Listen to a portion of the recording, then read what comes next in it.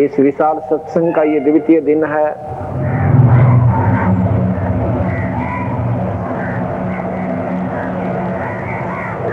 जैसा कि कल आपने सत्संग में सुना था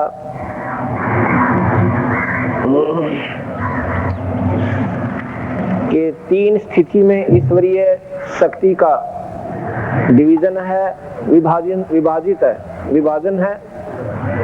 जैसे ब्रह्म, परब्रह्म और पूर्ण ब्रह्म। हमारे सभी शास्त्र जिसमें चारों वेद, गीता जी और उपनिषद, 6 शास्त्र, रामायण, महाभारत,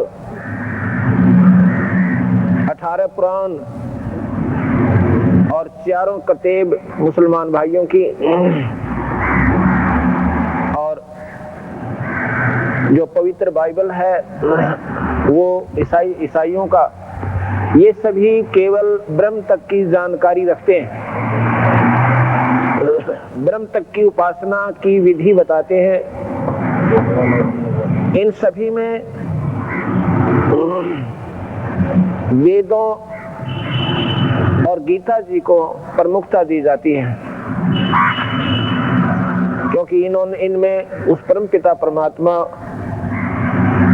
यहाँ के काल भगवान निरंजन जी का पूर्ण मार्गदर्शन है, श्रेष्ठ विधि है। अन्य शास्त्र पुराण जो हैं ये केवल ज्ञान देते हैं, इंडिविजुअल ज्ञान है उनका, एक इष्ट विशेष का। विष्णु पुराण विष्णु जी के बारे में जानकारी देता है, उनका जीवन चरित्र है, उनकी लीलाओं का ज्ञान कराता है।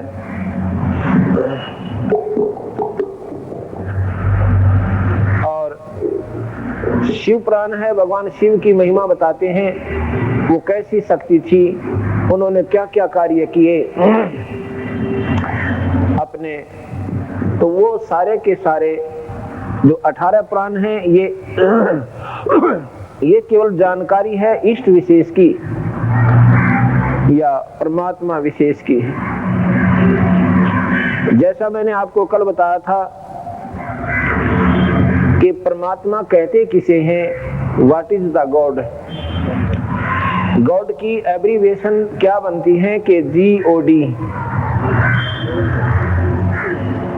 जी से बनता है जनरेटर, जनरेटर का मतलब है उत्पत्ति करता, और O से बनता है ऑर्गेनाइजर, यानी मैनेजमेंट करना, सारी स्थिति को संभालना, और D से बनता है डिस्ट्रॉयर, जिसका तात्पर्य है सर्वनाश कर देना, यानी सब खत्म कर दे। जनरेटर, उत्पत्ति करता, हिंदी में उसे ब्रह्मा कहते हैं। ब्रह्मा, ब्रह्म आ माने उत्पत्ति होती है, जो ब्रह्म से बनता है, ब्रह्म से उत्पत्ति करता है, क्योंकि सारी जो बनावट है सब ब्रह्म से है। ब्रह्मा का मतलब है उत्पत्ति करना, करता, और विष्णु का मतलब है पालन करता और स्थिति करता, और शंकर का मतलब है संहार करने वाला, सर्वनाश करने वाले का नाम शंकर कहते हैं। तो ये तीनों भगवान मतलब मालिक। देखो, मालिक भगवान को कहते हैं, उसको पति भी कहते हैं। पृथ्वीपति, पृथ्वी का मालिक। पूंजीपति, अपनी संपत्ति का मालिक, उसी को राम कहते हैं। रा की एब्रिविएशन बताते हैं। रा का मतलब है राय, और माँ का मतलब है माया, यानी माया का मालिक। जिसके पास माया है, माया तात्पर्य किसी भी प्रकार से हो सकती है, संपत्ति भी, राज भी, तो ये सब राम का एब्रीविएशन बनती है। राय जमा में माया, राय जमा में माया। राय माने मालिक, राय साहब का आग्रह जैसे, और मां मतलब माया। इनको माया स्वामी है, ऐसे पति, पृथ्वीपति, ये परमात्मा के ही यानी पर्यायवाची शब्द है, राम के पर्यायवाची शब्द है।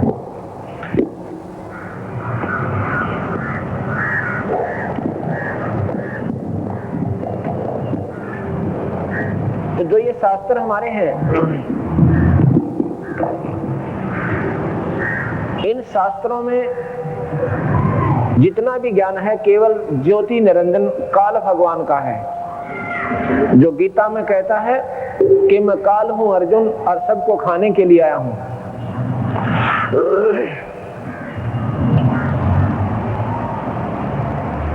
कल मैंने आपको बताया था कि ये गीता जी भगवान कृष्ण ने नहीं बोला, ये काल भगवान बोल गया। कृष्ण जी को तो मालूम भी नहीं था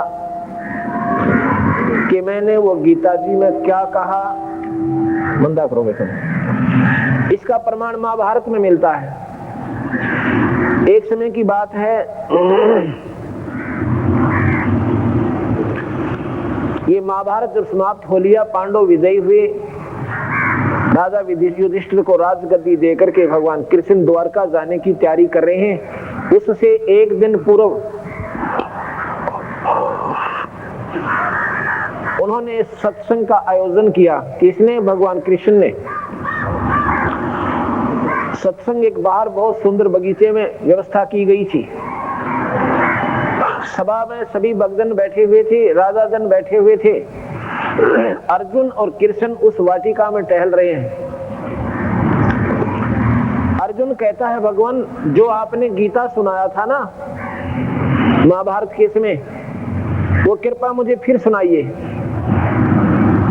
इस बात पर भगवान कृष्ण नाराज हो जाते हैं, क्रोधित हो जाते हैं और अर्जुन को कहते हैं कि अर्जुन तू बड़ा श्रद्धाहीन है, तू बड़ा भावनाहीन है, तू बुद्धिहीन है, तूने इतने निर्मल ज्ञान को क्यों भुला दिया?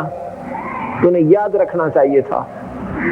और स्वयं भगवान कहते हैं कि मुझे तो अब पूरा याद नहीं मैंने क्या कहा था। उल्टा चोर कोतवाल न डांटे। विचार कीजिए, सुनाने वाले को जैसे मैं बोल रहा हूं मेरे से ये बातें कभी सुन लेना, मुझे याद है। और आप इनमें से 20% बातें याद रखोगे 3 घंटे सत्संग सुनकर, मुश्किल से। ये महाभारत प्रमाण देता है, मैं आपको सुनाता हूं।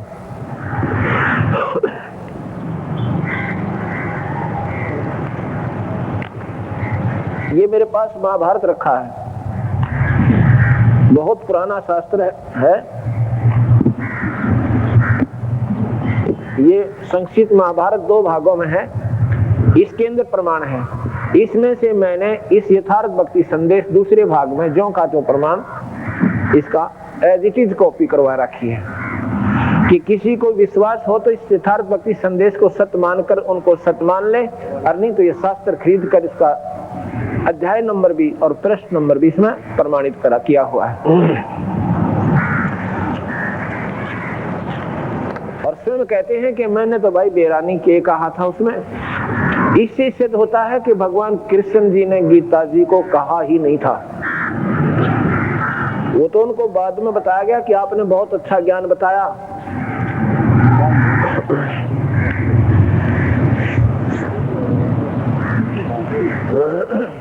यथार्थ भक्ति संदेश प्रश्न नंबर 441।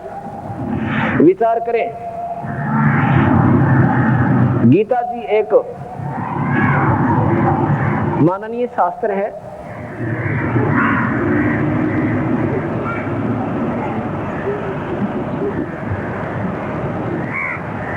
उसमें भी यही प्रमाण है कि अर्जुन मैं ब्रह्म काल को पिता हूं,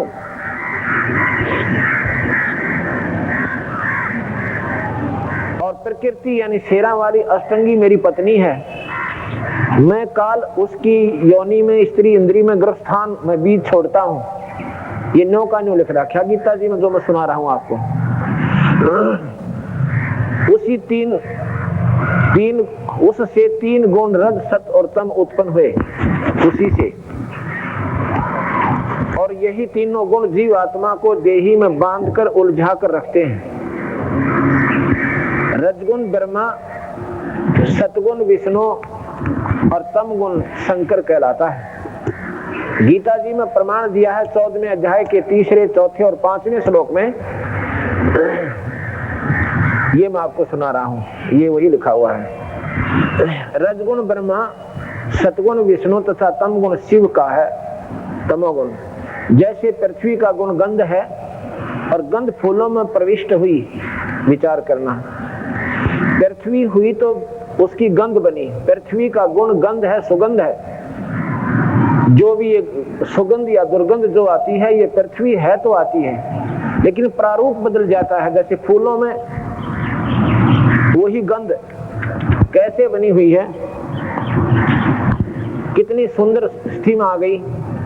इसी प्रकार पृथ्वी है तो गंध है, ब्रह्मा है तो उसके अंदर रजगुण है, हमारे अंदर ब्रह्मा नहीं है तो रजगुण हमारे अंदर नहीं हो सकता था।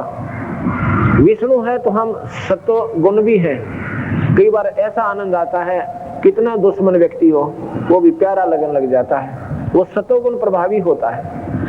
और तीसरा जो है तमोगुण है, कई बार ऐसा हो से छोटी सी बात पर सर फुड़वान न जी कर जा, उसमें हम तमोगुण में होते हैं। तो ये तीनों गुण हमारे ऊपर अटैक करते रहते हैं, उनके भगवानों की कृपा से। किनकी? क्योंकि ब्रह्मा विष्णु महेश में ये थोक के भाव से है, बहुत ज्यादा है तमोगुण है। विष्णु में भी सतोगुण बहुत है और ब्रह्मा में रजोगुण बहुत है। रजोगुण में ऐश्वर्य करना, भोग विलास करना, संपत्ति चाहना, ज्यादा ट्रैक्टर कोठी चाहना, फैक्ट्री चाहना, ये रजोगुण से प्रभावी होकर इंसान प्रभावित होता है।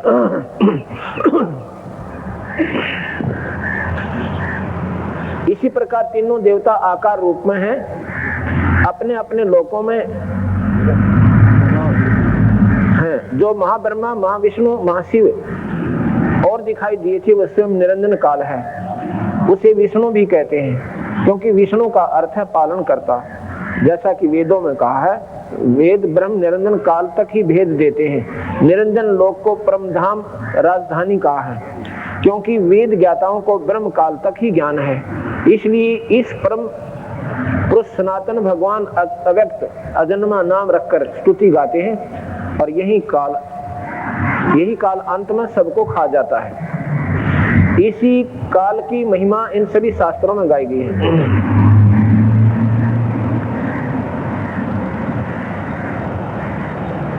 इससे सिद्ध हुआ कि यह गीता निरंजन काल भगवान ने श्री कृष्ण जी के शरीर में प्रेतवश प्रवेश करके अर्जुन को सुनाया था, डरा धमका कर युद्ध करवाया। और एक और प्रमाण आपके सामने प्रस्तुत करता हूं जो महाभारत में प्रमाणित है। जब श्री कृष्ण जी से पूछा कि भगवान आप वह गीता जी को अपने मुख कमल से फिर दोहराओ, अर्जुन ने पूछा, बड़ा आनंद आता है। इस पर भगवान बोले, संक्षिप्त महाभारत श्लोक, महाभारत आश्रव 16 का 12 और 13 जो स्वामी राम सुखदास जी द्वारा सरलार्थ किया गया है। गीता जी के साधक संजीवनी परिशिष्टा का प्रश्न नंबर घ के नीचे लिखा निम्न है। एक ये श्रीमद् भगवत गीता, ये श्री राम सुखदास जी जो गीता प्रेस गोरखपुर के संस्थापक हैं, अवयववर्ध महात्मा विद्वान पुरुष हैं। उन्होंने अपनी इस परिशिष्टा में, जहाँ पर ये पुस्तक शुरू की जाती है, लेखक अपनी तरफ से कुछ टिप्पणी देता है। उसमें इन्होंने यही श्लोक दे रखा है कि भगवान से पूछा था अर्जुन ने कि भगवान वो गीता जी मुझे फिर सुना दो। भगवान ने बोला, भाई मेरा तो याद को ना, वो पूर्ण रूप से मैं नहीं बता सकता, मुझे पूर्ण ज्ञान नहीं है। अर्थात वो उसने याद ही नहीं था, उन्होंने कहा ही नहीं था। अब संक्षिप्त महाभारत द्वितीय भाग में श्री कृष्ण का अर्जुन से सिद्ध महर्षि और काश्यप का संवाद, पांडुनंदन अर्जुन श्री कृष्ण के साथ रहकर बहुत प्रसन्न थे। उन्होंने एक बार उस रमणीय सभा की ओर दृष्टि डालकर भगवान से यह वचन कहा। कौन सी सभा? जो सत्संग सुनने के लिए आई हुई थी और दोनों भगवान और अर्जुन वाटिका में घूम रहे थे। तो अर्जुन ने उस सभा की तरफ देखकर फिर भगवान से प्रार्थना की, ये वचन कहा कि देवकी नंदन, जब युद्ध का अवसर उपस्थित था उस समय मुझे आपके महात्म का ज्ञान और ईश्वरीय स्वरूप का दर्शन हुआ था। आप देखो, ईश्वरीय स्वरूप का दर्शन हुआ था, अर्थात कृष्ण भगवान नहीं था। उसने जो असली स्वरूप दिखाया वो इसी बूंदी शकल और काल, जिसने देखते हैं कलजा पाटे, दिल हिल जाए उस, ऐसे अर्जुन जैसे योद्धा का भी। और भगवान से डर नहीं लगता, कभी नहीं लगेगा। और जिससे डर लगता है वो भगवान है ही नहीं, ये भूल जाना। इन देवी देवता ने क्यों पूजना, इन पितरों को क्यों पूजते हो? डरते पूजते हैं। और जिनसे डर लगे वो कभी आपको फायदा नहीं दे सकते, वो अंत में हानि ही देंगे।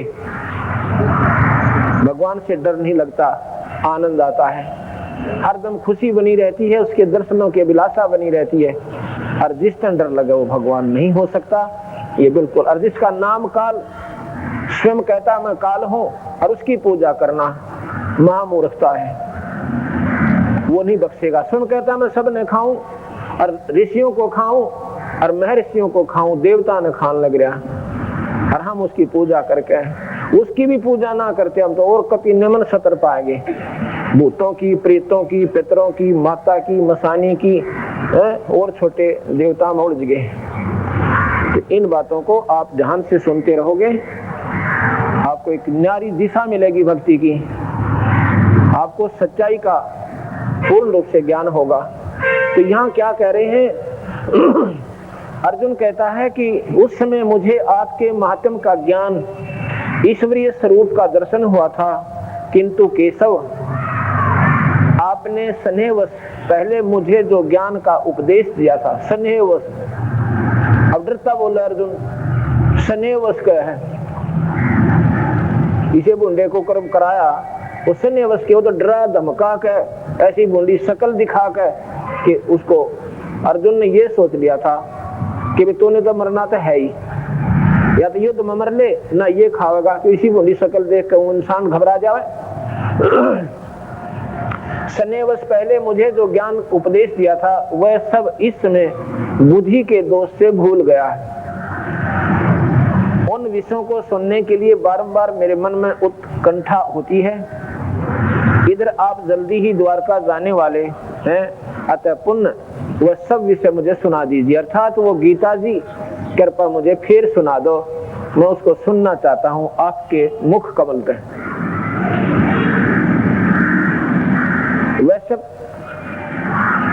वैशंपायन जी कहते हैं, अर्जुन के ऐसा कहने पर वक्ताओं में श्रेष्ठ महातेजस्वी भगवान श्री कृष्ण ने उन्हें गले से लगाकर इस प्रकार उत्तर दिया। श्री कृष्ण बोले, अर्जुन उस समय मैंने तुम्हें अत्यंत गोपनीय विषय का श्रवण कराया था, अत्यंत गोपनीय, जो आज तक किसी को नहीं बताया था, वो ज्ञान भी मैंने तुझे दिया। वो ज्ञान कौन सा है? वो 14वें अध्याय का वो ज्ञान है, वो किसी को नहीं बताया था कि मैं कौन हूँ। 11वें अध्याय में भी उसने बताया कि मैं काल हूँ, अपनी शकल दिखाई, इसी बद शकल दिखाई, कहने की ये मेरा ओरिजिनल रूप है, ये मेरा असली स्वरूप है, और इस स्वरूप को कोई नहीं देख सकता, ना वेदों में वर्णित किसी साधन से, न गीता में लिखे हुए किसी श्लोक या साधन से। मेरा कोई भी एट एनी कॉस्ट मुझे इस रूप में कोई नहीं देख सकता जो मैंने आज तेरे को दिखाया। तो आज के 8 लाख की थी उसको स्वरूप दिखाने की, क्योंकि वो अनर्थ करवाना था, अनर्थ करवाने के लिए दिखा था, और उस स्वरूप का आज तक ना किसी दर्शन होया से और ना ही शायद होगा, ऐसा लिखा हो गीता में। और कहते हैं कि इस रूप को, जो मेरा असली रूप है, इसमें कोई नहीं देख सकता, कोई नहीं ढूंढ सकता, ना वहां पहुंच सकते जहां मैं रहता हूं। तो गरीबदास जी कहते हैं कि तीनों देवा वाकू धावे, निरंजन का वो पार नहीं पावे। ये ब्रह्मा विष्णु महेश भी अपने भगवान अपने पिता को भी नहीं ढूंढ पा रहे हैं। गोपनीय विषय का स्मरण करा था, अपने स्वरूप भूत धर्म सनातन पुरुषोत्तम तत्व का परिचय दिया था और नित्य लोकों का भी वर्णन किया था। किंतु तुमने जो अपनी नासमझी के कारण उस उपदेश को याद नहीं रखा, ये कृष्ण जी अर्जुन को कह रहे हैं कि किंतु तुमने अपनी नासमझी के कारण उस उपदेश को याद नहीं रखा, यह जानकर मुझे बड़ा खेद हुआ। उन बातों का अब पूरा पूरा स्मरण होना संभव नहीं जान पड़ता। भगवान कह रहे हैं जो गीता जी में मैंने आपको बताया था, अब उसको पूरा का पूरा मेरे बस की बात नहीं, तुम्हें बता दूं और तूने याद क्यों नहीं रखा। पांडुनंदन निश्चय ही तुम बड़े श्रद्धाहीन हो। अब उन पर डांट मार रहा है भगवान कृष्ण पर, कृष्ण अर्जुन पर कि पांडुनंदन निश्चय ही तुम बड़े श्रद्धाहीन हो, तुम्हारी बुद्धि अच्छी नहीं जान पड़ती। अब सुन लो इनकी बात, ये शास्त्र महाभारत सुना रहा हूँ और ये शास्त्र ने किसी अन्य राइटर के हैं, दूसरे के अदर राइटर के नहीं, ये एक ही राइटर है इनका। गीता जी का, महाभारत का, वेदों का, पुराणों का, सुख सागर का, ये सब एक ही राइटर है, श्री वेद व्यास जी। और वेद व्यास जी ने ये गीता भगवान के द्वारका जाने के भी 50-100 वर्ष बाद इधर लिखवाई थी और वेद व्यास को तो पूरी गीता याद आ गई जो उन्होंने लिखवा दी। और भगवान कहता मैंने याद कोई ना, अब विचार कर लेना इन बातों पर, घना कहना शोभा नहीं देगा। अब मेरे लिए उस उपदेश को ज्यों का त्यों दोहरा देना कठिन है, क्योंकि उस समय योग युक्त होकर मैंने परमात्म तत्व का वर्णन किया था। योग युक्त होना, परमात्मा से कनेक्शन करके उस ईश्वर से मेरा संपर्क हो गया था और वो बोले आके, अर्थात मैंने उससे कनेक्शन कर लिया था, मेरा उसके साथ कांटेक्ट हो गया था और फिर वो सारी चीज मेरे अंदर से पार हुई।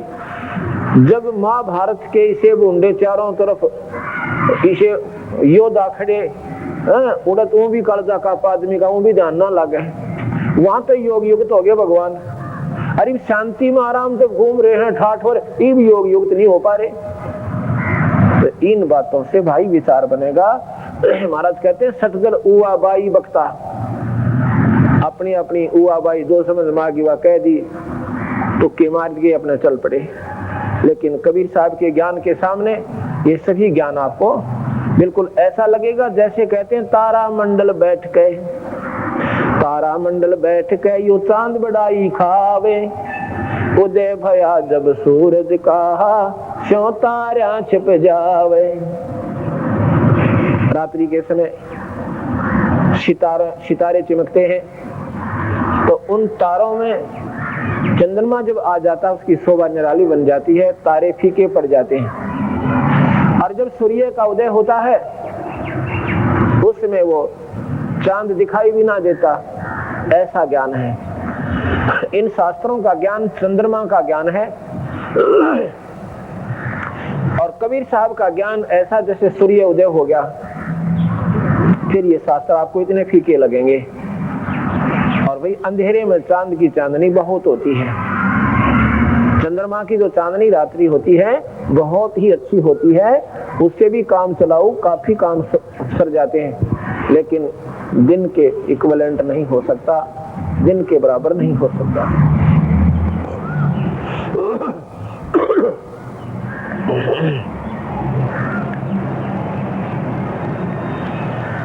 अब मैं आपको, क्योंकि इस 6-7 दिन का जो समागम है ये बिल्कुल प्यार से और बिल्कुल न्यारे न्यारे वर्णन देने का होता है,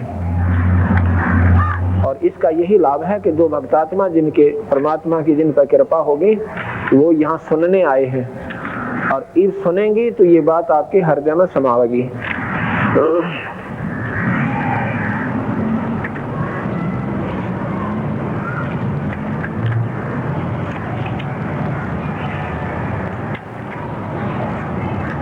अब मैं विष्णु पुराण सुनाता हूं। पहला अध्याय प्रश्न नंबर 9 से 11 शाबार।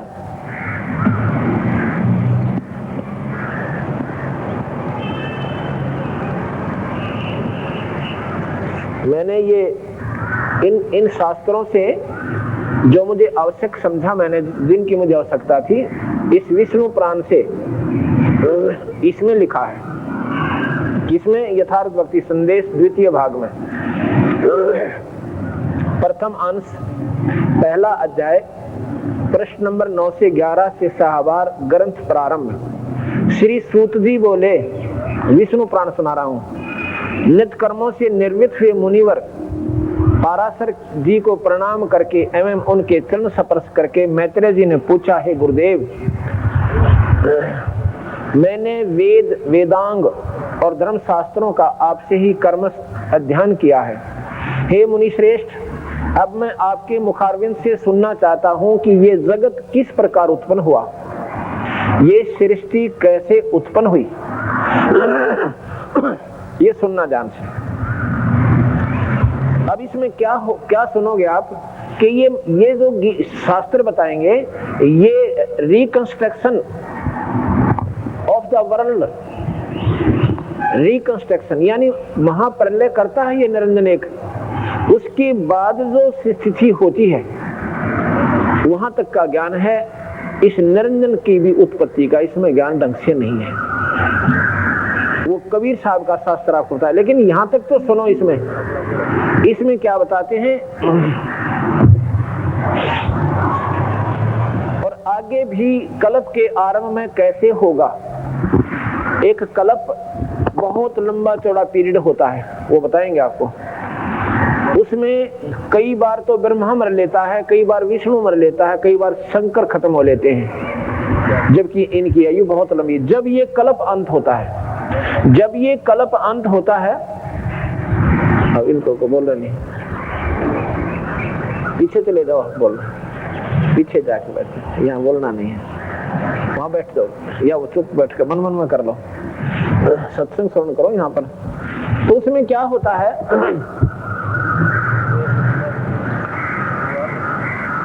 एक कल्प अंत होता है, उसमें ब्रह्मलोक को छोड़कर निरंजन का लोक एक न्यारा है, उसने अपनी एक राजधानी ब्रह्मलोक न्यारी बना रखी है। उस ब्रह्मलोक के अंदर ये निरंजन, ये ज्योत निरंजन, ये काल भगवान 3 रूपों में रहता है, महाविष्णु और महालक्ष्मी, महाब्रह्मा और महासावित्री, और महादेव यानी शंकर और महापार्वती। अपने 3 रूप बनाकर ये उस ब्रह्मलोक में रहता है। इसका और अपना जो असली स्वरूप से इसका वैसी बूंदी सकल काल, वो निरंजन लोक है जो 21वें ब्रह्मांड का आखिरी लोक में रहता है। ये ब्रह्मलोक है, इसके नीचे ये अन्य लोक आते हैं। इन लोकों का सर्वनाश हो जाता है महाप्रलय जब निरंजन करता है। एक प्रलय होती है, एक महाप्रलय होती है। प्रलय के अंदर पृथ्वी के ऊपर के जीव नष्ट हो जाएंगे। जब सतयुग शुरू होगा, उससे पहले यहाँ पर कुछ जो भक्ति भाव उस समय उपलब्ध होगी, और कलयुग के अंत में जिन मनुष्यधारी शरीरधारी व्यक्तियों में, बहन भाइयों में, वो कुछ बचेंगे, वो ऊंचे पहाड़ों पर होंगे, और बाकी यहाँ पर प्रलय हो जाएगी, पानी पानी हो जाएगा, और उसके बाद फिर ये दोबारा सृष्टि शुरू होगी। ये तो ही प्रलय। एक महाप्रलय निरंजन करता है, एक महाप्रलय पारब्रह्म करता है। जो महाप्रलय निरंजन करता है वो अपनी करता है। इन ब्रह्मा का लोक, विष्णु का लोक, शिव का लोक, स्वर्ग, ये सब मृत्यु लोक, ये पृथ्वी लोक, पाताल लोक, इन सब लोकों को खत्म कर देता है, खा जाता है, और फिर रिकंस्ट्रक्शन करता है, क्योंकि ये गंदे हो जाते हैं। कलयुग के अंत में पृथ्वी में उपजाऊ तत्व खत्म हो जाएगा, इसमें कोई फलदार वृक्ष नहीं उगेगा। 3 हाथ यानी 4.5 फुट तक नीचे तक उपजाऊ अंश पृथ्वी का नष्ट हो जाएगा। तो ऐसे ही सभी लोग खत्म बर्बाद हो जाएंगे, उनमें विकार बढ़ जाएंगे, सभी स्वर्ग में भी इतना गंदापन आ जाएगा। फिर इनको खत्म करके रिकंस्ट्रक्शन करता है ये अपनी तरफ से, उसको कल्प कहते हैं, कल्प के अंत में करता है। और फिर जब कल्प के बाद जो सृष्टि शुरू हुई उसका ज्ञान है इसमें।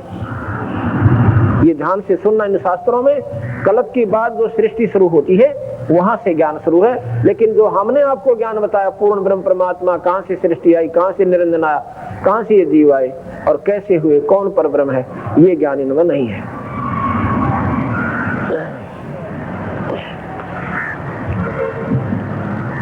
इसमें कहा कि यह जगत किस प्रकार उत्पन्न हुआ, आगे भी दूसरे कल्प के आरंभ में ये देख लो, ये विष्णु पुराण सुना रहा हूं। दूसरे कल्प के आरंभ में यो कल्प नष्ट होगा, जब ये सर्वनाश में आ जाएंगे, ना ब्रह्मा रहे, ना विष्णु, ना शिव रहे, न इनके लोक, ना स्वर्ग रहे, ना स्वर्ग में रहने वाले चौथी मुक्ति प्राप्त हंस रहेंगे, वो भी फिर जीव संज्ञा में आके अपने नए सिरे से 84 भोगेंगे और फिर अपने कभी मनुष्य शरीर का उनका अवसर आएगा तो अपनी भक्ति बनेगी तो ठीक है, नहीं 84 में फिर चले जाएंगे।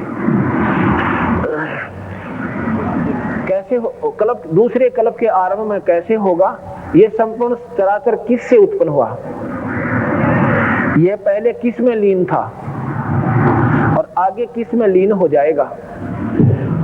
पृष्ठ 11 से, हे मैत्रेय, पूर्व काल में बुद्धिमान वशिष्ठ जी और पुलस्त जी ने जो कुछ कहा था वह सब तुम्हारे प्रश्न से मुझे स्मरण हो आया है। अतः हे मैत्रेय, ये ऋषि आपस में वार्ता कर रहे हैं, एक मैत्रेय है और पूछ रहे पाराशर से, यानी ऐसे ऐसे तुम्हारे प्रश्न से मैं उस महत्वपूर्ण पुराण संहिता को तुम्हें सुनाता हूँ, तुम उसे भली प्रकार ध्यान से सुनो। यह जगत विष्णु से उत्पन्न हुआ, उसी में स्थित है, वे ही इसकी सृष्टि स्थिति और लय के करता है, यही जगत, ये जगत भी वही है। अब ये क्या बताया कि विष्णु में स्थित हुआ, ये विष्णु पुराण है ना, इसमें क्या बताया कि यह जगत विष्णु से उत्पन्न हुआ। विष्णु, विष्णु कौन है, ये काल निरंजन भी विष्णु है।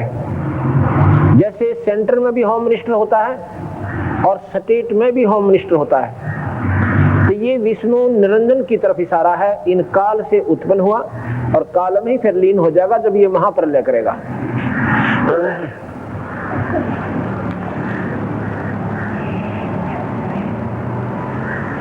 श्री पाराशर मुनि बोले, हे ब्रह्मा, विष्णु और शंकर रूप, ब्रह्मा विष्णु और शंकर रूप से जगत की उत्पत्ति, स्थिति और संहार के कारण है। वो विष्णु कौन, काल निरंजन, ब्रह्मा विष्णु और शंकर रूप से वो विष्णु, फिर विष्णु कितना आ गया, यानी वो स्टेट का होम मिनिस्टर, सेंटर के होम मिनिस्टर के अंतर्गत आते हैं ये। तो ऐसा बताया कि विष्णु जो है अपना शिव रूप में, विष्णु रूप में और ब्रह्मा रूप में यहाँ सारी सृष्टि का संचालन, उत्पत्ति और नष्ट करता है, ये काल ही करता है। इसके 3 अपने सबऑर्डिनेट्स हैं, ये यहाँ नीचे के ब्रह्मा और ये छोटे विष्णु और शिव शंकर, ये आपको आगे बताएंगे।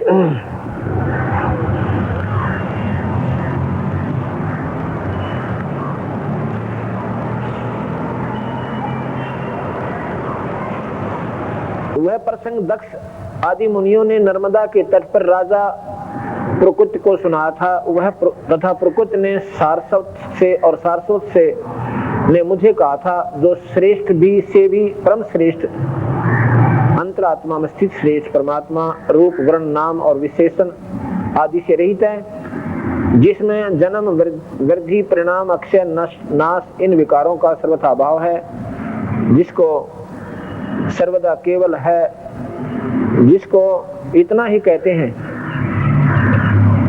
जिनके लिए यह प्रसिद्ध है कि वे सर्वत्र हैं, उनमें समस्त विश्व बसा हुआ है। इसलिए हे विद्वान जिसको वासुदेव कहते हैं, वही नित्य अजन्मा अक्षय एक रूप है और हे गुणों के अभाव से कारण निर्मल ब्रह्म है। वही इन सब व्यक्त कार्य और अव्यक्त कारण जगत के रूप तथा उसके साक्षी पुरुष महाकारण काल के रूप से स्थित है। अब देखो, इस निरंजन की महिमा गाई गई है विष्णु पुराण में, उसको विष्णु कह करके। इसमें कहते हैं कि वही जो है यही साक्षी पुरुष और महाकारण काल के रूप में स्थित है। महाकारण और काल के रूप में स्थित है, यानी ये विष्णु ही काल है, यही निरंजन है।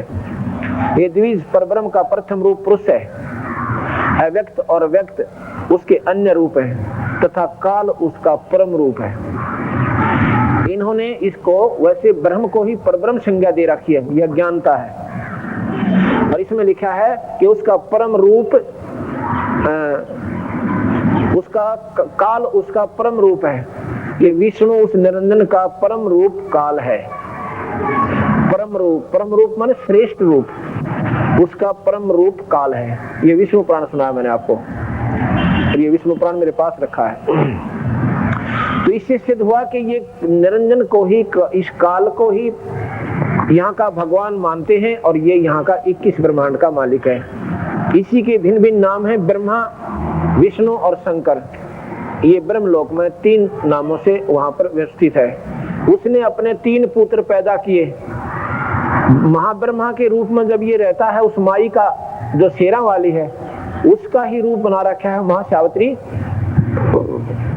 और महाविष्णु और महालक्ष्मी उसी के 3 रूप बना रखे हैं, और शंकर और महापार्वती ये भी उसी के माई के 3 रूप बना करके ये ब्रह्मलोक में मौज मार रहा है। लेकिन अपने असली रूप में ये निरंजन लोक में रहता है, उस बूंदी शकल में, जो इसका परम रूप काल है, उस रूप में वो वहां रहता है। विष्णु पुराण में सिद्ध में ये करना चाहता था कि इसका परम रूप काल है। ये निरंजन, ये काल निरंजन, ये ब्रह्म, ये 21 ब्रह्मांड का मालिक है, इसको काल कहते हैं। दूसरा महाभारत में संक्षिप्त महाभारत के द्वितीय खंड के प्रश्न नंबर 1220 भगवान विष्णु से विश्व की उत्पत्ति तथा बराह अवतार का वर्णन।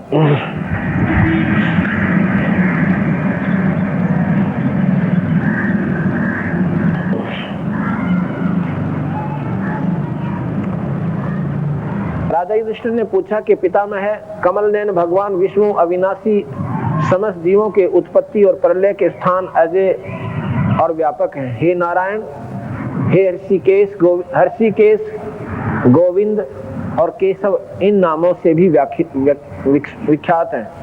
मैं उनके स्वरूप का वास्तविक विवेचन सुनना चाहता हूँ। भीष्म जी बोले, राजन, युधिष्ठिर भीष्म जी से पूछ रहे हैं अपने भीष्म पितामह से। तो भीष्म जी बता रहे हैं कि राजन, मैंने ये प्रसंग जमदग्नि जो महाराज है ना ऋषि, जमदग्नि नंदन भगवान परशुराम,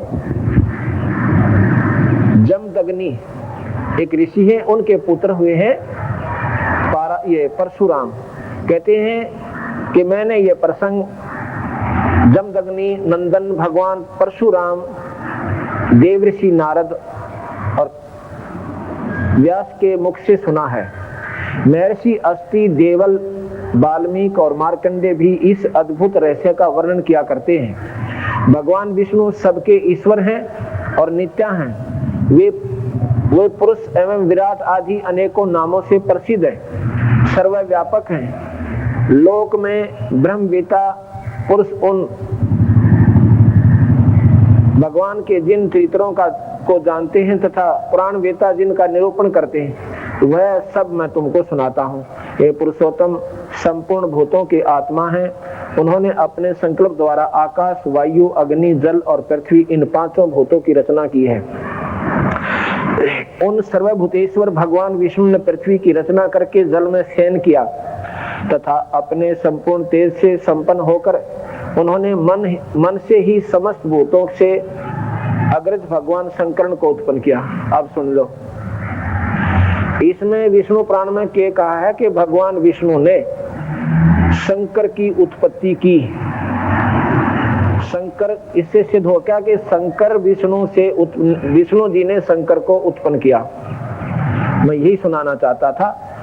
ये महाभारत में भी यही है, क्योंकि इसका लेखक एक ही है, ये ध्यान रखना। कोई न सोचे विष्णु पुराण में और महाभारत में लेखक एक ही है और वही बता रहा है। भगवान शंकर ही समस्त भूतों के आधार हैं तथा भूत भविष्य सभी प्राणियों को धारण करते हैं। इसके बाद उनकी नाभि से एक सूर्य के समान तेजो में कमल प्रकट हुआ। उससे संपूर्ण भूतों के पितामह भगवान ब्रह्मा प्रकट हुए।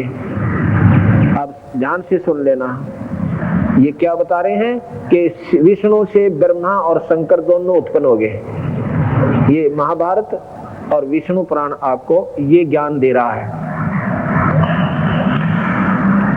महाभारत का दूसरा भाग 1240 से 1241 तक युधिष्ठिर ने पूछा, पितामह अब मैं ये जानना चाहता हूँ कि संपूर्ण भूतों की उत्पत्ति किससे होती है, उनका लय कहाँ होता है, परमार्थ की प्राप्ति के लिए जिसका ध्यान और किसका ध्यान और किस कर्म का अनुष्ठान करना चाहिए, काल का क्या स्वरूप है, काल का क्या स्वरूप है, और भिन्न भिन्न युगों में मनुष्यों की कितनी आयु होती है। भीष्म जी ने कहा, युधिष्ठिर इस विषय में भगवान व्यास ने अपने पुत्र सुखदेव को जो उपदेश दिया था वही प्रसंग मैं तुम्हें सुना रहा हूँ। एक दिन सुखदेव ने वेद व्यास जी से अपने मन का संदेह इस प्रकार पूछा, पिताजी पापियों को उत्पन्न करने वाला कौन है, काल के ज्ञान का क्या परिणाम निकलता है, ब्राह्मण का क्या कर्तव्य है, ये सब बातें बताने की कृपा कीजिए। व्यास जी ने कहा, बेटा सृष्टि के आरंभ में अनादि अनंत अजन्मा दिव्य अजर अमर अविकारी अतकर्य और ज्ञानातीत ब्रह्म ही था। क्योंकि इन इससे का बेरा इस ब्रह्मांड का ही ये बताते हैं, पहले केवल ब्रह्म ही था। हाँ बिल्कुल ब्रह्म ही था। ये ब्रह्म अपने स्वरूप में निरंजन रूप में वहां रहता है, ब्रह्म लोक में ब्रह्म रूप में यानी तीन स्थितियों में रहता है। वह काल स्वरूप है। ओए होए होए, और यह हम प्रमाण करना चाहते हैं, बंदी छोड़ के कहना चाहते थे। अब केवल कबीर साहब की वाणी अगर आपको सुनाकर मैं फाइनल कर दूं, यो कभी आप स्वीकार नहीं कर सकते। और मुझे ये कहोगे ये ना जानता ABCD भक्ति के बारे में, ना शास्त्रों का ज्ञान, एवं सत्य मारता फिरे। लेकिन इन शास्त्रों को हिंदुस्तान में कोई नकारा नहीं कर सकता। इसलिए इन शास्त्रों का आधार आपके हृदय में सच्चाई को समावेश करेगा। मेरी ईंट नहीं टिक सकती, उनमें सीमेंट लानी पड़े से, और फिर वह हलना कोई ना। ऐसे ये जो शास्त्रों के बीच में जो सीमेंट दे रहा हूं ना, ये कबीर साहब के ज्ञान को ये मजबूत बना देंगे।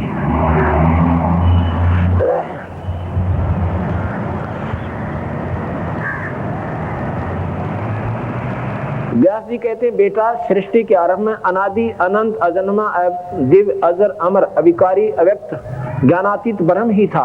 वह काल स्वरूप है। ये काल है, और काल के कला कष्टा आदि जितने भी भेद हैं ये सब उसी के अवयव हैं। महर्षियों ने 15 निमेष की एक काष्ठा, 30 काष्ठा की एक कला, 30 कला का 3 कष्ठा और एक मुहूर्त तथा 30 मुहूर्त का एक दिन रात माना है। 30 दिन रात का एक मास 12 मास का वर्ष होता है। एक वर्ष में 2 आयन होते हैं। ये इनका पूरा वर्णन दे रखा है।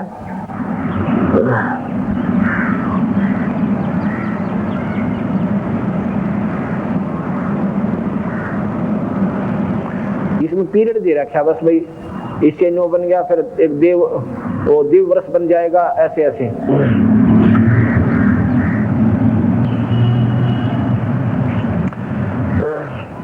इस प्रकार इन्होंने बताया है कि सतयुग इस प्रकार देवताओं के 12,000 वर्षों का एक चतुर्युग होता है, और 1,000 चतुर्युग बीतने पर ब्रह्मा का एक दिन पूरा होता है। इतने ही युगों की उनकी रात्रि होती है।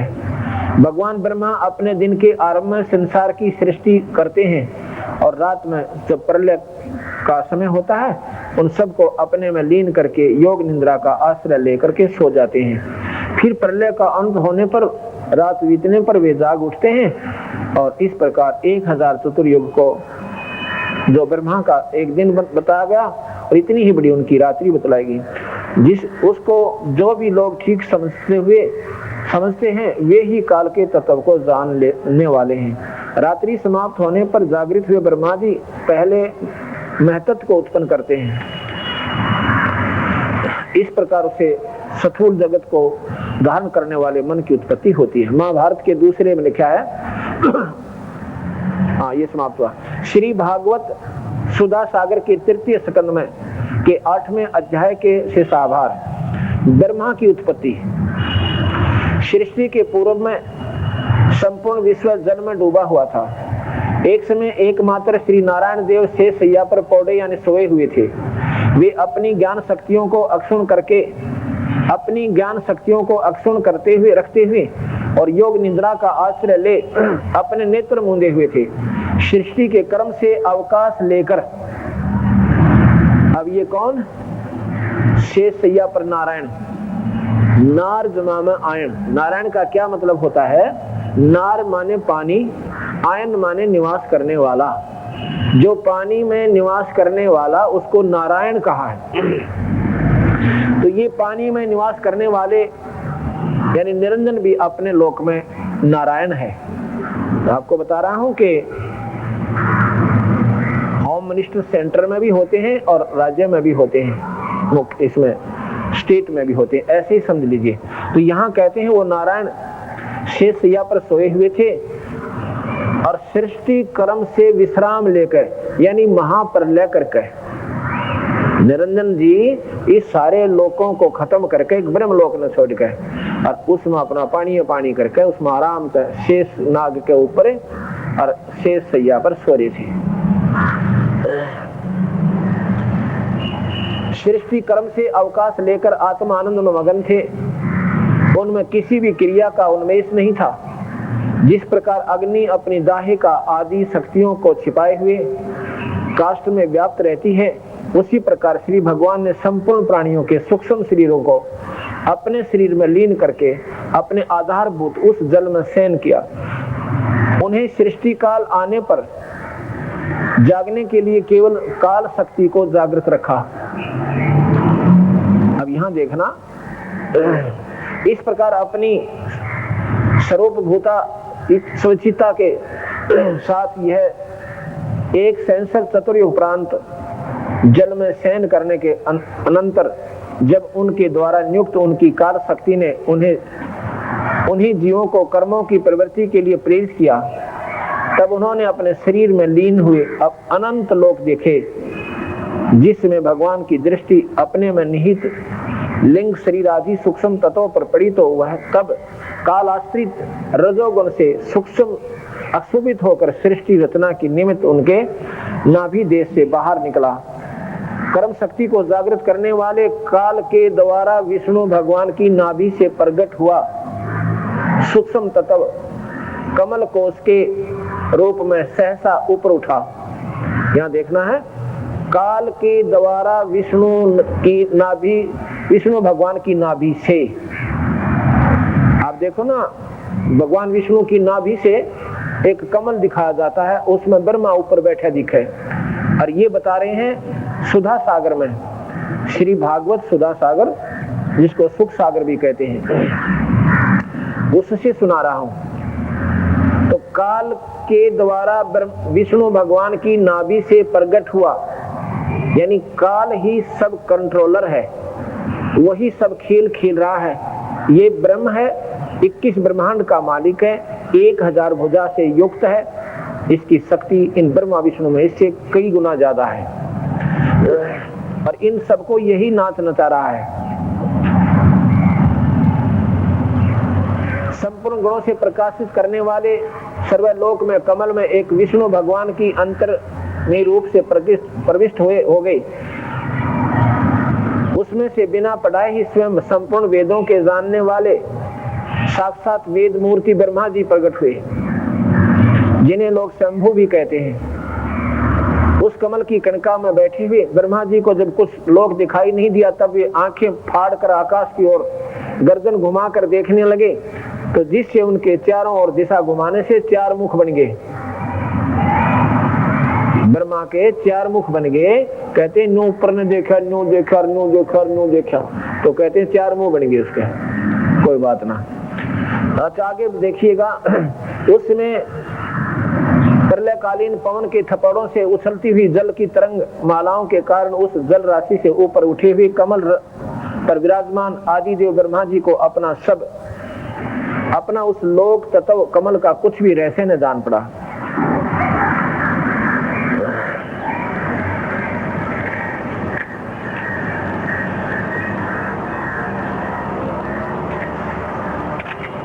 अब मैं आपको शिव पुराण सुनाता हूं, ये ध्यान से सुनना, क्योंकि इस खुले समागम का यही एक विशेष लाभ हमारे को प्राप्त होता है कि हम जो कहना चाहें आप तक पहुंचा सकते हैं इनका, क्योंकि ये बिल्कुल नया ज्ञान है, फ्रेश ज्ञान है और दूसरे ज्ञान से बिल्कुल भिन्न है, इसलिए इसको स्वीकार करने वाले बहुत कम आत्माएं पाएंगी, और वो पाएंगे जिनके ऊपर कबीर भगवान पूर्ण परमात्मा की कृपा होगी। और आप अगर ढंग से इस बात को समझ गए, आप शास्त्र भी देखने की चेष्टा कीजिए फिर, और फिर आप अपने आप सब बहन भाइयों को बैठाकर समझा करोगे कि इस तिथि में बात है भाई, ये जो पुराना ज्ञान है ये क्यों फैल गया। जगह जगह पर संतों ने ये पुराणों की व्याख्या की, इनके गुणगान किए, आगे सुनने वालों ने आगे किए, आगे सुनने वालों ने आगे किए, वो जैसा भी उन्होंने सुना जो का तुम आगे संसार में समाज में फैल गया। अब ये जो कड़वा कड़वा ज्ञान है ये भी आपके सामने आ रहा है, ये भी इसमें समय लगेगा थोड़ा सा, और आपके घर घर बच्चा तक पहुंचेगा, और फिर विवश होना पड़ेगा इस ज्ञान को स्वीकार करने के लिए, क्योंकि ये सच्चाई से परिपूर्ण है, ये सभी का को ये समूच कर देता है। इन्होंने तो अपने अपने लेवल में छोड़ दिया ज्ञान को, लेकिन इन कबीर साहब ने क्या किया, ये हाथी बना दिया, और हाथी बना के दिखा दिया कि हाथी ही है, ये सब मिला करके हाथी बना है। शिव पुराण में क्या लिखा है, 6वां अध्याय प्रश्न नंबर 120 122 से साहबार। ब्रह्मा जी बोले, हे ब्रह्मन, तुमने लोक कल्याणकारी ये बड़ा ही उत्तम प्रश्न किया है।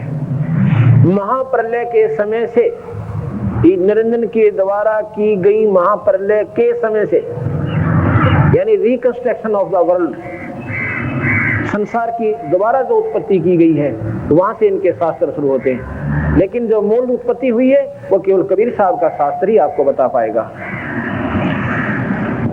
महाप्रलय के समय से, जब महाप्रलय समय ये लोक ब्रह्मा विष्णु शिव सब खत्म कर दिए थे निरंजन भगवान ने, काल भगवान ने, उस समय से ये स्थावर जंगम के नष्ट होने पर जब सूर्य ग्रह तारों का से रहित होकर अंधकार में हो गया था और चंद्र जनरात अग्नि वायु कुछ भी कोई ना था,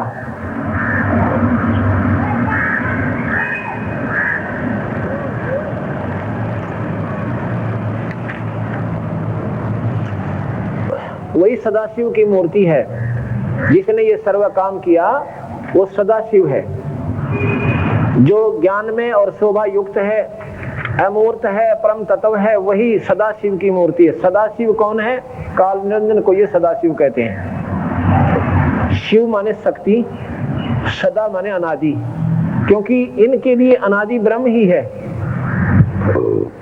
ब्रह्म बहुत दिनों के बाद नष्ट होता है, एक महाप्रलय परब्रह्म करता है। उसमें क्या होता है कि पृथ्वी तत्व जितना है इसके ऊपर सब पानी पानी हो जाएगा।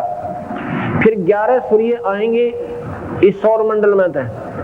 उन 11 सूर्यों का जो एकदम इतना जोर की आंच बनेगी, इतनी अग्नि उठ जाएगी कि ये सब खत्म हो जाएंगे। पृथ्वी तत्व को जल तत्व खत्म कर देगा और जल तत्व को अग्नि खत्म कर देगा, अग्नि को वायु खत्म कर देगा, वायु को आकाश अपने अंदर समा लेगा, आकाश को ओंकार निरंजन काल अपने अंदर समा लेगा और ओंकार निरंजन को परब्रह्म अपने अंदर समा लेगा। जब ये ओवरऑल 21 ब्रह्मांड की महाप्रलय होगी और फिर दोबारा रिकंस्ट्रक्शन की जाएगी। ये बहुत युगों के बाद, ये काफी युगों के बाद होता है, करोड़ों अरबों युगों के बाद ऐसा होता है, लेकिन वो भी नष्ट में आता है। तो यहाँ इसलिए इन्होंने इस निरंजन को सदाशिव भी मान रखा है। इस काल का ही सदाशिव ब्रह्मलोक के अंदर अपने रूप में रहता है और शिव उपासकों को वो दर्शन दिखा देता है। वही सदाशिव की मूर्ति है। इसी को पंडित अवर्चनीय प्राचीन ईश्वर की मूर्ति कहते हैं। उसने अपने शरीर से स्वतंत्र शरीर वाली कभी नाश ना होने वाली शक्ति प्रकट की। अब देखो, अब बात कुछ लवा लग रही है, नजदीक आ रही है कि मैंने कल आपको सुनाया था कबीर साहब की वाणी का के अनुसार कि निरंजन ने उस शक्ति को खा लिया था, शेरा वाली को अपने पेट में, उसके पेट में पहुंच गई थी वह सूक्ष्म रूप बना के। यहाँ वो फिर बाहर निकाली थी सहजदास, जो कि पूर्ण परमात्मा के सतलोक में पुत्र हैं, और सतपुरुष के आदेश से तो वह प्रकृति बाहर आई थी और शेरा वाली बाहर निकाल दी थी जो निरंजन के पेट में थी। ये ध्यान से सुनना। और ये क्या कहते हैं कि उसने अपने शरीर से स्वतंत्र शरीर वाली कभी नाश ना होने वाली शक्ति प्रकट की। अब बात वहीं आएगी, लेकिन इन्होंने कंप्लीट ज्ञान नहीं है, अधूरा ज्ञान है। और सच्चाई जो की तो कबीर साहब की वाणी बिल्कुल सत्य है कि वो प्रधान, वही प्रधान प्रकृति, वही गुणवती माया, वही विकास से रहित बुद्धि तत्वों की जननी माता कहलाई। वह शक्ति अंबिका प्रकृति संपूर्ण लोकों की ईश्वरी त्रिदेव की माता। ये सुन लो ध्यान से।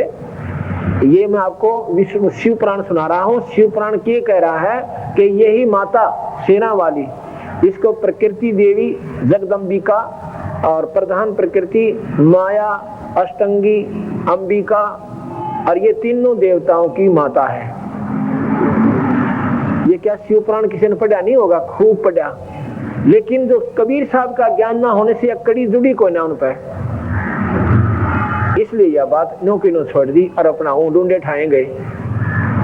भगवान शिव की कथाएं सुना दी, उनकी लीलाएं सुना दी, पर न्यो ना बताया कि इनकी माँ कोई और से, या तीनों देवताओं की माता।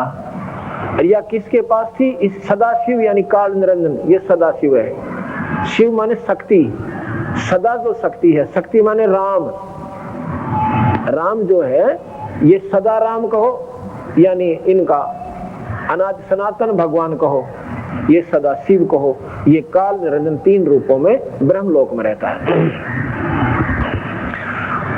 तीन देवों की माता नित्य और मूल कारण कही गई है, जिसकी 8 भुजाएं हैं और जो विचित्र मुख वाली सुप्रभा है।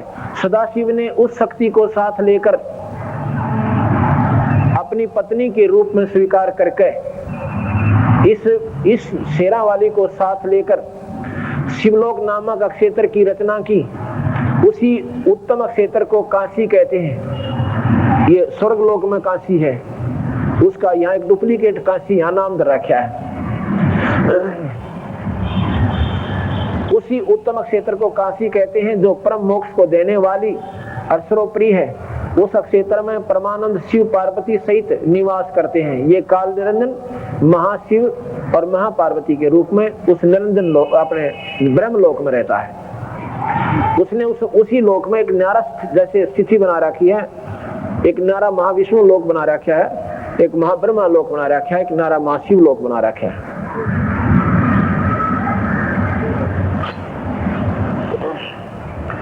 शिव पार्वती सहित निवास करते हैं। हे मुने, प्रलय काल में भी वह क्षेत्र शिव पार्वती से रहित नहीं होता। प्रलय काल में ब्रह्मा विष्णु महेश मर जाते हैं और ये ध्रुव प्रहलाद जैसी चौथी मुक्ति प्राप्त भी समाप्त हो जाते हैं, लेकिन वो ब्रह्मलोक समाप्त नहीं होता।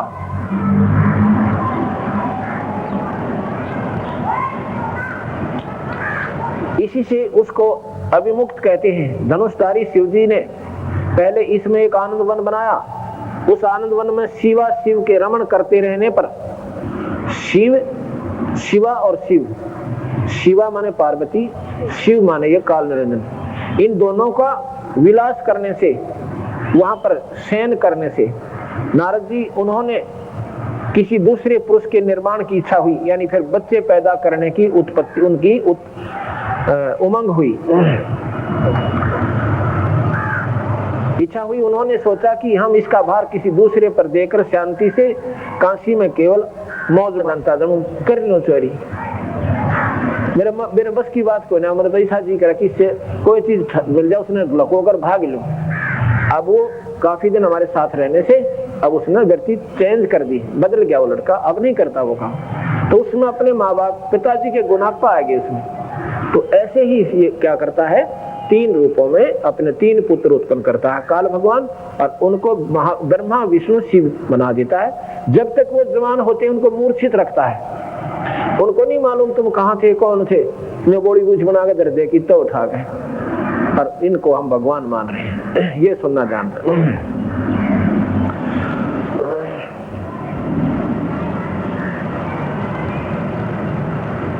आगे शिव महापुराण में लिखा है, ब्रह्मा जी बोले श्री नारायण के शयन करने पर शिव जी की इच्छा से उनकी नाभि में से एक, ये तो विष्णु तो हो गया, शिव जी तो उत्पन्न है, अरे ब्रह्मा उत्पन्न होगा शिव जी से, ये बताते हैं। ब्रह्मा जी बोले श्री नारायण के शयन करने पर शिव जी की इच्छा से उनकी नाभि से एक कमल की उत्पत्ति हुई, जिसका विशाल और अंत योजन का विस्तार है। अंत योजन की ऊंचाई थी। उसके साथ अर्थात पार्वती सहित शिव ने मुझे उत्पन्न किया। ब्रह्मा बतावा है कि पार्वती और शिव के संपर्क से यानी ब्रह्मा का जन्म हुआ। कौन से शिव थे? इस काल निरंजन थे। मुझे उत्पन्न किया, इस प्रकार मैं हिरण्याक्ष गर्भ से प्रकट हुआ, जिसके 4 मुख, लाल मस्तक, त्रिपुंड धारण किए हुए मैंने उस कमल के अतिरिक्त और कुछ भी ना देखा। शिव महापुराण आगे लिखा है। हाँ, ये समाप्त हुआ, ये और प्रकरण आ गया। अब मैं आपको क्या सुना चाहता हूँ। अब ये देवी भागवत महापुराण यह सारी पोल पाट देगी। ये कबीर साहब की कहानी को, कबीर साहब की यथार्थ मार्ग को सत्य करने के लिए इस चुनने और सीमेंट का सामने सहयोग लेना पड़ रहा है, और इन शास्त्रों के सामने कोई नहीं बोल सकता, और फिर भी बोलता है तो वो फिर उसकी अपनी नासमझी है, अज्ञानता, महाअज्ञानता है। देवी भागवत के बारे में, देवी भागवत महापुराण ये मेरे पास रखी है, श्री देवी भागवत महापुराण, और ये है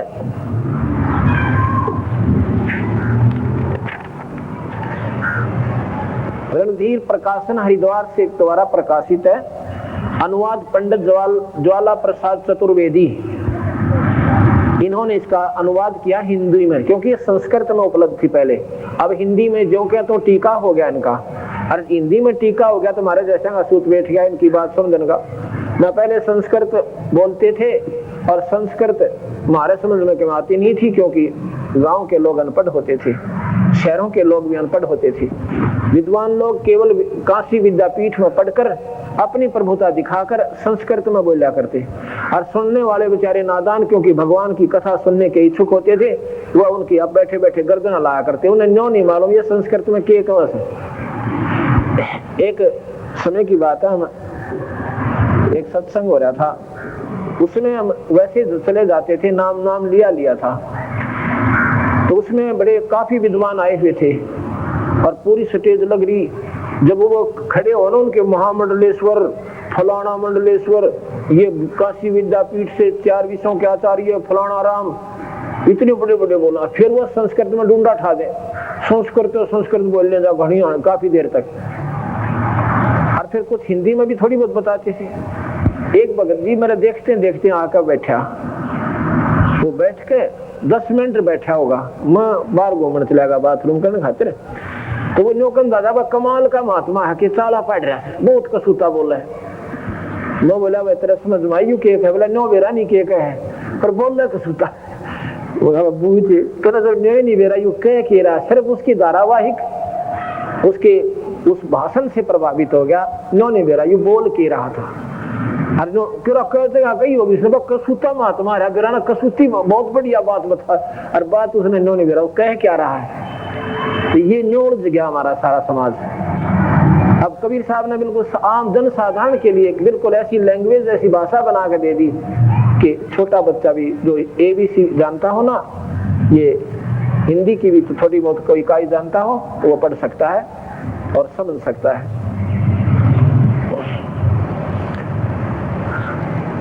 अब सुनिएगा, जन्मेजय कौन थे? ये युधिष्ठिर के पोते थे, अभिमन्यु के बेटे थे। जन्मेजय ने पूछा ना, ये उसके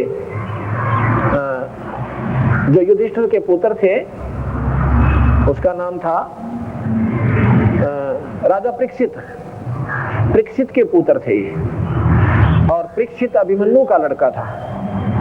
तो जन्मेजय ने पूछा, भगवान आपने अंबा यज्ञ द्वारा देवी के आराधन करने की आज्ञा दी है, अतः वे कौन है, कैसे और कब प्रकट हुई, ब्रह्मन साथ ही विस्तार पूर्वक ब्रह्मांड की उत्पत्ति भी कहिए, क्योंकि भूदेव ब्रह्मांड के विषय में जो कुछ कहा गया है तथा वह जैसा जो है ये सभी बातें आप जानते हो।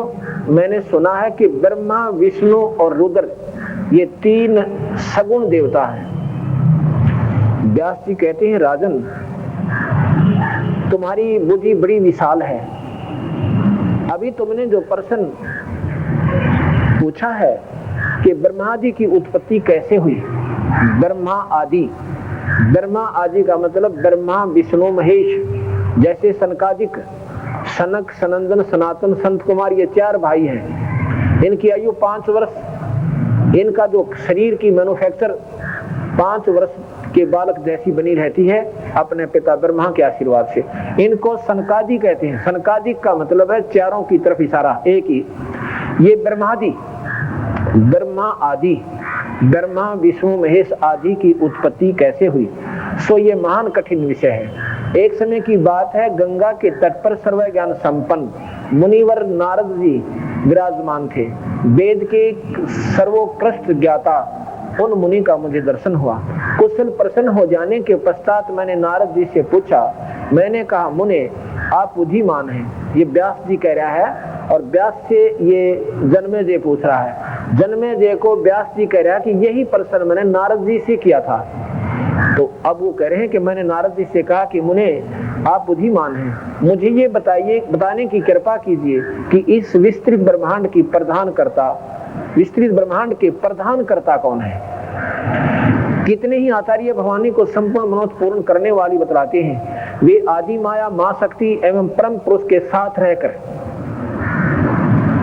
जो मैं सिद्ध करना चाहता हूं, कितने पापड़ बेलने पड़ेंगे कबीर साहब की वाणी को सत्य को सिद्ध करने के लिए। सत्य को सत्य सिद्ध ये इन शास्त्रों से होगी, क्योंकि इनको ये सबको स्वीकार्य है, इनको कोई नकारा नहीं कर सकता।